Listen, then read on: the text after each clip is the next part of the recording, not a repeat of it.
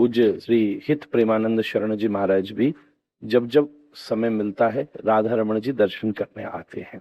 बल्कि उन्होंने स्वयं अपने प्रवचनों में वृंदावन में अपना पहला भक्ति का अनुभव अगर कहा है, आपने वो प्रवचन सुना होगा। सबसे पहली बार जब वो ब्रज में थे या शुरुआती दिनों में थे और काशी से आए थे, ऐसा उन्होंने कहा। और उस समय उनका स्वरूप जटाओं वाला और वैसा था।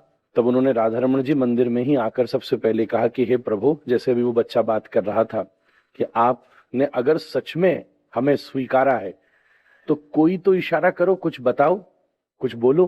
तब उस समय राधा रमण जी की सेवा में हमारे पिताजी महाराज थे और बाबा जी भी उस समय मंदिर में जो लेफ्ट साइड में आसन लग रहा है वहां कथा हो जाती थी। अब तो भीड़ ज्यादा होने लगी। तो बाबा महाराज प्रवचन करके निकल रहे थे तो उन्होंने बाबा को प्रणाम किया, क्योंकि वो बाबा सन्यासी थे। और फिर जब अंदर गए दर्शन कर रहे थे तो कोने में खड़े थे, तो पिताजी ने मंदिर से उनको ऐसे बुलाया और बुला के राधा रमण जी की माला डाली। ए बाबा, ये लो माला।